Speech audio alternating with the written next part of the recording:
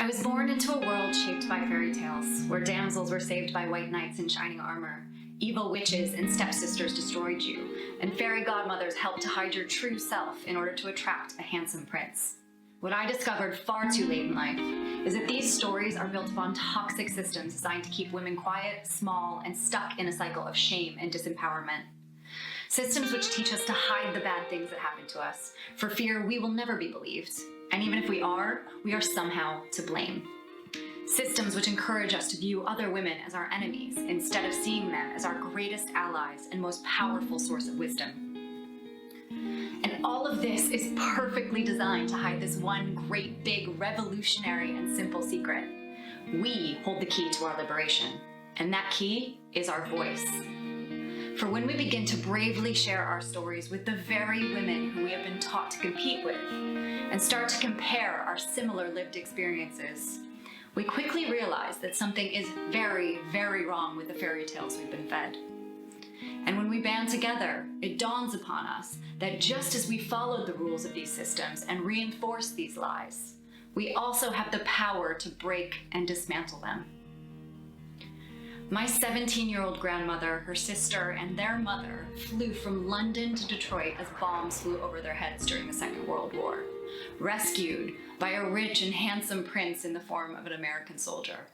They would raise their American family on a steady English diet of sausage rolls, weekly letters to the Queen Mother, and a stiff upper lip attitude when it came to airing our dirty laundry. Because of this, I had no idea that the white knight who rescued my grandmother did so through manipulation and coercive control. I didn't see that her only way to survive was to silence her voice and leave everything she knew behind, only to enter a far more insidious battle behind closed doors. I was blind to the cycle this created for my family and how it impacted how I show up in this world as a woman, sacrificing my own needs, quieting my voice, and dimming my power so much so that I no longer believed I had any.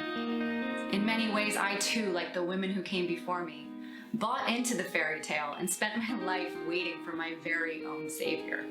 Because of this, in 2019, I found myself on an island across the world from the stories that shaped me, after fleeing the darkest and most toxic night I had ever known, and landing in the arms of some of the most incredible, inspirational women I would ever meet.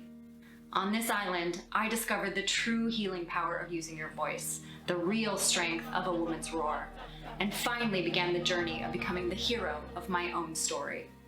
The following year, when the pandemic stripped me of my dream job, I was stranded on that very same island, an island which survives because of tourism, which suddenly had no tourists. The loss of this source of survival quickly began to show on the faces of the local women, and I knew I had to do anything I could with my newfound voice to show them that their voices mattered too. With a group of passionate misfits, I created an experience designed to reflect back to these women the beauty, power, and resilience we knew that they had within, yet they had never quite been able to see themselves. It was during this one pivotal week of witnessing their stories and the resulting transformation in their spirits that I realized I may have lost my dream job, but I had found my purpose.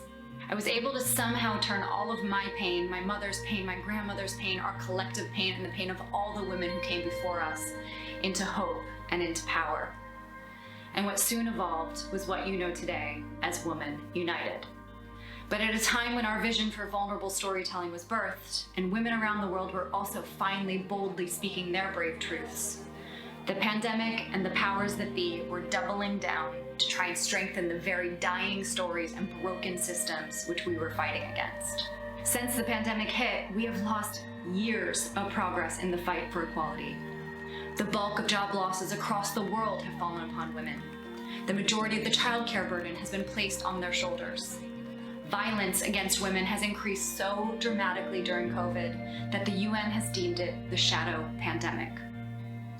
Our next campaign, based in the home my grandmother once fled, where I now have returned, stands on the shoulders of every woman who came before us and tackles the most urgent of these issues. We have documented, filmed, photographed, and curated the stories of 7 brave domestic abuse survivors, ready to break the silence, fight the stigma, and stand up for all women to show just how powerful one woman's story can be. But we need your help in order to ensure their voices are heard. After stretching our initial funding as far as possible through the pandemic, using every last of our personal savings, borrowing everything that we could, we are down to double digits in our bank account. Without urgent funding, we will be forced to silence our voice and the voices of every woman who has trusted us with her story and shut our doors. There is no white knight coming to save us. We are the white knight. We are the hero of this story, and you are our final hope. Please read about our work, our vision, and our campaign, and give as generously as you can. Share as widely as you dare. Use your voice and your power for women everywhere.